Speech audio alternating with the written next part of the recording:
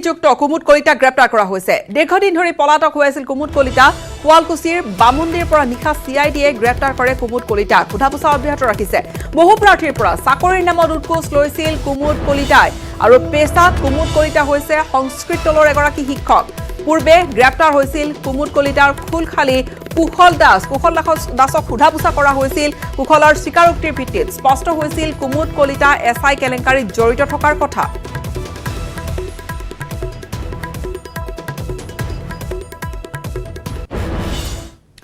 কংগ্ৰেছৰ নেতৃত্বত গঠন হ'ব লগা প্ৰস্তাৱিত মহাজোঁটত সামিল হ'ল CPIM। কিন্তু ভিতৰৰ পৰা নহয়, মহাজোঁটক বাহিৰৰ পৰা সমৰ্থন কৰিব বাও দলটোৱে। মিত্ৰতা চূড়ান্ত হ'লে 9টা সমষ্টিত প্ৰতিদ্বন্দ্বিতা কৰিবলৈ সাজু হৈছে দলটো। মহাজোঁট বন্ধনক লৈ মুখ খুলিছে CPIMে। মহাজোঁটৰ প্ৰতি সমৰ্থন থাকিলেও মহাজোঁটৰ অংশীদাৰ নহয় CPIM। মিত্ৰতা হ'লেও 9টা সমষ্টিত আসন বুজাবুজি কৰিব CPIMে। সমাগত নিৰ্বাচনক লৈ সাজু হৈছে ৰাজ্যৰ প্ৰতিটো ৰাজনৈতিক দল।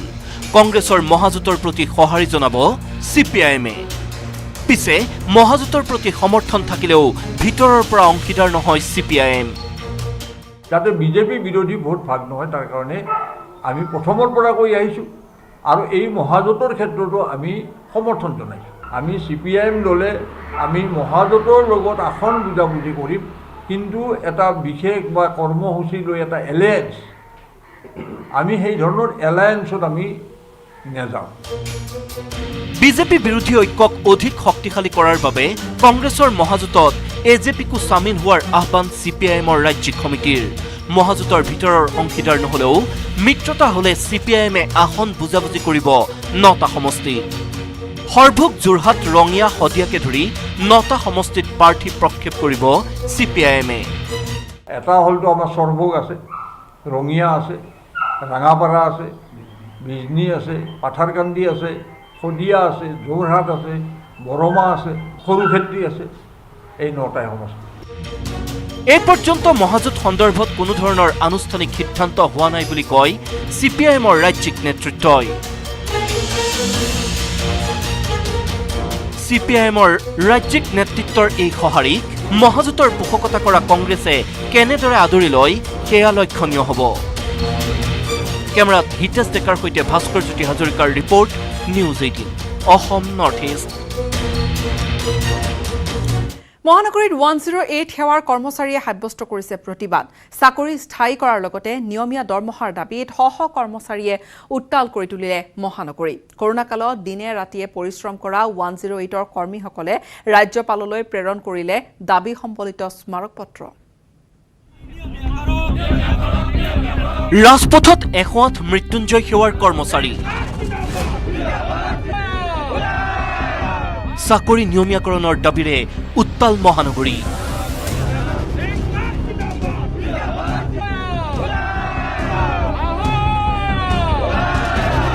ৰাজ্যপাললৈ প্ৰেৰণ স্মাৰক পত্ৰ।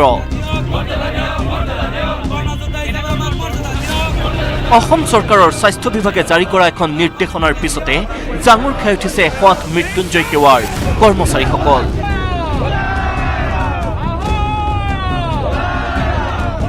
আগষ্ট মাহত NHMৰ কিছুসংখ্যক কৰ্মচাৰীক কোভিড মহামাৰীৰ সময়ত কৰি অহা ত্যাগ আৰু কষ্টৰ বাবে তেওঁলোকৰ চাকৰিসমূহ 60 বছৰলৈ স্থায়ী কৰা আৰু চৰকাৰৰ চাকৰিয়ালৰ সমাহাৰত দৰমহাকে ধৰি অন্যান্য সা সুবিধা প্ৰদান কৰা হ'ব বুলি এখন চৰকাৰী নিৰ্দেশনা প্ৰকাশ পাইছে। যাৰ বাবে শুকুৰবাৰে পুৱা এনেদৰে মহানগৰীৰ ৰাজপথলৈ ওলাই আহিল 108 মৃত্যুঞ্জয় সেৱাৰ কৰ্মচাৰীসকল। চাকৰি নিয়মীয়াকৰণ, চৰকাৰী চাকৰিয়ালৰ সমাহাৰত দৰমহা নিৰ্ধাৰণ আদি অনুৰোধ জনাই প্ৰশাসনৰ জৰিয়তে 108 সেৱাৰ কৰ্মচাৰীসকলে ৰাজ্যপাললৈ প্ৰেৰণ কৰে স্মাৰক পত্ৰ। তেওঁলোকৰ দাবী, কোভিডৰ সময়ত স্বাস্থ্য বিভাগৰ আন কৰ্মচাৰীসকলে যি ধৰণে নিজৰ দায়িত্ব পালন কৰিছে 108 মৃত্যুঞ্জয় সেৱাৰ কৰ্মচাৰীসকলেও কেতিয়াও পিছ হুহুকি অহা নাছিল। বহু সময়ত কোভিড ৰোগীক সেৱা কৰিবলৈ গৈ 108 সেৱাৰ কৰ্মচাৰীসকল কোভিডতো আক্ৰান্ত হ'বলগীয়া হৈছে। কোভিডত আক্ৰান্ত হৈও সুস্থ হৈ পুনৰ অধিক দুগুণ উৎসাহেৰে কৰ্মচাৰীসকলে সেৱা আগবঢ়াই যোৱা বুলিও দাবী কৰে 108 সেৱাৰ কৰ্মচাৰীসকলে। অন্যান্য চৰকাৰী সা সুবিধা যিখিনি আছে তাৰ দৰমহাকে ধৰি আমি সকলোখিনি প্ৰদান কৰা হৈছে গতিকে আমিও হয়তো কোভিডৰ আমি কোনো গুণে আমি কম কাম কৰা নাই আমি প্ৰত্যক্ষভাৱে আপোনালোকে দেখিছে বিভিন্ন আমাৰ সংবাদ মাধ্যমত প্ৰকাশো পাইছে যে আমাৰ কৰ্মচাৰীয়ে আক্ৰান্ত ৰোগীক কোভিড আক্ৰান্ত পশুটিক আমি গাড়ীতে আমি বাচ্চা জন্ম দিব লগা মানে ডেলিভাৰী কৰিব লগা হৈছে আমাৰ যেহেতু ডিউটিসমূহ 12 ঘণ্টা হয় গতিকে আমি 12 ঘণ্টাতকৈ হয়তো কেতিয়াবা 18 ঘণ্টা পৰ্যন্ত আমি পিপি কিট পিন্ধিব লগা হৈছে যদিহে তেওঁলোকৰ অনুৰোধৰ প্ৰতি চৰকাৰে সঁহাৰি নজনায় তেন্তে অনাগত দিনত পুনৰ ৰাজপথলৈ ওলাই অহাৰ হুংকাৰ প্ৰদান কৰে প্ৰতিবাদকাৰীসকলে কেমেৰাত হিতেশ ডেকাৰ সৈতে ভাস্কৰ জ্যোতি হাজৰিকাৰ report news 18 Assam north east মিজোৰামৰ পিছত অসমৰ ভূমি দখল কৰিছে নগা দুৰ্বৃত্তই আৰক্ষী প্ৰশাসনৰ নাকৰ তলতে নগা দুৰ্বৃত্তই অসমৰ মাটিত নিৰ্মাণ কৰি গৈছে পথ দিছৈ ভেলী সংৰক্ষিত বনাঞ্চলত নগাই সজা পথ দেখাৰ পাছতে হাহাকাৰ লাগিছে এতিয়া মৰিয়নিত অসমৰ ভূমিত অব্যাহত নগাৰ আগ্ৰাসন প্ৰতিবাদেও গা লৰাব পৰা নাই নগাক উদ্বিগ্ন সীমান্তবাসী নিৰ্বিকাৰ চৰকাৰ অসমৰ ভূমিত নগাৰ আগ্ৰাসন অব্যাহত আছে দিছৈ ভেলী সংৰক্ষিত বনাঞ্চলত নগা আৰক্ষীয়ে অবৈধভাৱে নিৰ্মাণ কৰা শিবিৰ উচ্ছেদ কৰাৰ দাবীত মৰিয়নিৰ বিভিন্ন দল সংগঠন তথা স্থানীয় ৰাইজৰ প্ৰতিবাদ মৰিয়নি মুককচাং আন্তঃৰাজ্যিক পথ অৱৰোধ কৰি প্ৰতিবাদ সাব্যস্ত কৰি থকাৰ মাজতে পুনৰ নগা বেদখলকাৰীয়ে মৰিয়নিৰ দিছৈ ভেলী সংৰক্ষিত বনাঞ্চলত অব্যাহত ৰাখিছে আগ্ৰাসন ইয়াত সম্পূৰ্ণৰূপে জগৰীয়া অসম চৰকাৰ আৰু অসমৰ প্ৰশাসন এই সমস্যা দীৰ্ঘদিনীয়া সমস্যা সীমান্তবাসী ৰাইজে আজি বছৰ বছৰ ধৰি সদায় আকাংক্ষাত ভুগি আছে হুংকাত ভুগি আছে কিন্তু নগাই ইতিমধ্যে এখোজ দুখোজকৈ আহি বৰঘৰত ভৰি দিলে অসমৰ মাটি তেখেতলোকে বেদখল কৰি কৰি আহি মাত্ৰ 20% মাটিও এতিয়া বাকী নাই মৰিয়নিৰ বনাঞ্চলিক বিষয়া কাৰ্যালয়ৰ অধীনৰ সোণোৱাল খণ্ড বন বিষয়া কাৰ্যালয়ৰ অন্তৰ্গত দিছৈ ভেলী সংৰক্ষিত বনাঞ্চলৰ মাজেদি নাগালেণ্ডৰ আকাহুটু গাঁৱৰ এজন নগা লোকে বনাঞ্চলখনৰ মাজেদি বৃহস্পতিবাৰে এস্কেভেটৰেৰে এটা পথ নিৰ্মাণ কৰি থকা অৱস্থাত অসমৰ বন কৰ্মী উপস্থিত হৈ নিৰ্মাণ কাৰ্য বন্ধ কৰি দিয়ে আনহাতে অসমৰ বন বিভাগে জেচিবিখন জব্দ কৰে যদিও নগা লোকজনক আটক কৰিবলৈ সক্ষম নহল ইফালে অসমৰ ভূমিত নগাৰ ধাৰাবাহিক আগ্ৰাসনে চিন্তিত কৰি তুলিছে সীমান্তবাসীক ৰাস্তা বনাইছিল কোনে কাম কৰিছিলে নাগালেণ্ড মানুহজনে কেতিয়াবা কৰি আছে কালিৰ পৰা কোনে আনিছে ভাড়াত নাগালেণ্ড মানুহজনে আনিছিল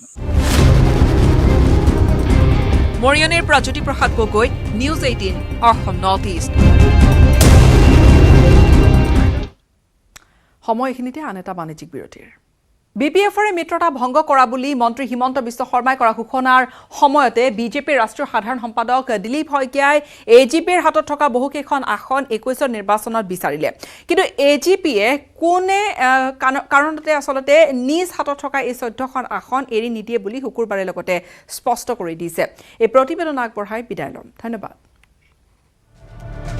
বিজেপিয়ে এৰিলে বিপিএফ বন্ধুত্ব সেট কৰিলে বিপিএফৰে এইবাৰ টাৰ্গেট এজিপি মিত্ৰতাৰ ৰাজনীতিৰ বা মিত্ৰতাৰ যিটো ধৰ্ম এই ধৰ্মত এৰা ধৰা থাকিব সদায় একদম মানে একেই 2016ত যি আছিল 2021তো একেই হ'ব পৰিৱৰ্তিত ৰাজনৈতিক পৰিস্থিতিত ইয়াত কমলপুৰ থাকিব পাৰে ইয়াত পশ্চিম গুৱাহাটীও থাকিব পাৰে ইয়াত বৰহমপুৰ থাকিব পাৰে ইয়াত পাটাচাৰকুছিও থাকিব পাৰে শুনিলে এয়া বিজেপিৰ ৰাষ্ট্ৰীয় সাধাৰণ সম্পাদক তথা সাংসদ দিলীপ শইকীয়া বিজেপিক লাগে এজিপিৰ হাতত থকা কমলপুৰ পাটাচাৰকুছি বৰহমপুৰ পশ্চিম গুৱাহাটী সমষ্টি দিলীপ শইকীয়াই কোৱাৰ দৰে যদি এজিপিৰ হাতৰ পৰা বিজেপিয়ে এই আসন কেইখন লয় তেন্তে বৰহমপুৰৰ পৰা টিকট নাপাব প্ৰাক্তন মুখ্যমন্ত্ৰী প্ৰফুল্ল কুমাৰ মহন্তই টিকট নাপাব কমলপুৰৰ পৰা সত্যব্ৰত কলিতাই টিকট হেৰুৱাব পাটাচাৰকুছিৰ পৰা এইজন পবিন্দ্ৰ ডেকাই একেদৰে পশ্চিম গুৱাহাটী সমষ্টিৰ টিকট হেৰুৱাব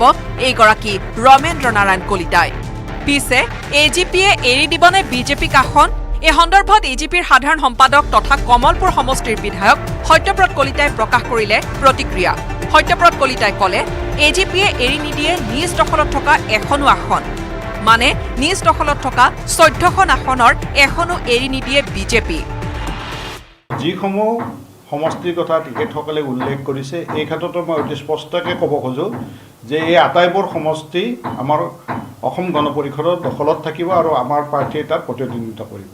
এইটোৱে স্পষ্ট কথা, আমাৰ 14খন আসন আছিলে, এই 14খন আসনত আমাৰ প্ৰাৰ্থী থাকিব। মিত্ৰতাৰ ধৰ্ম পালন কৰি এজিপিয়ে 14খন আসনৰ লগতে বিজেপিৰ পৰা আগন্তুক নিৰ্বাচনত এজিপিয়ে বিচাৰিব মুঠ 40খন আসন। আমি প্ৰায় 40টা সিটৰ কাৰণে আমি ইতিমধ্যে তালিকা প্ৰস্তুত কৰিছোঁ। এই 40খন আসনতে আমাৰ প্ৰতিদ্বন্দ্বিতা কৰাৰ কাৰণে আমি ভাৰতীয় জনতা পাৰ্টিৰ সৈতে কথা পাতিম। এতিয়াও আমি সিট বুজাবুজিৰ সন্দৰ্ভত কোনো ধৰণৰ কথা এতিয়ালৈকে ভাৰতীয় জনতা পাৰ্টিৰ সৈতে নিৰ্বাচনী কথা লৈ আমি কোনো আলোচনা এতিয়ালৈকে হোৱা নাই। বিজেপি নেতা দিলীপ শইকীয়াৰ আগ্ৰাসী বক্তব্যৰ পিছত কিন্তু এজিপিয়ে দিয়া নাই শক্তিশালী উত্তৰ। এজিপি নেতাৰ মুখত কেৱল শুনা গ'ল মিত্ৰতাৰ কথা। আঞ্চলিক দলটোৰ সাধাৰণ সম্পাদক সত্যব্ৰত কলিতাই ক'লে 2021 নিৰ্বাচন বিজেপিৰ সৈতে মিত্ৰতা কৰি খেলিব এজিপিয়ে। 2021 চনৰ নিৰ্বাচনত ভাৰতীয় জনতা পাৰ্টিৰ সৈতে আমাৰ নিৰ্বাচনী বুজাবুজি নিশ্চয় থাকিব, মিত্ৰতা নিশ্চয় থাকিব। আৰু মই অতি দৃঢ়তাৰে ক'ব পাৰোঁ যে মই দলৰ এগৰাকী সাধাৰণ সম্পাদক হিচাপে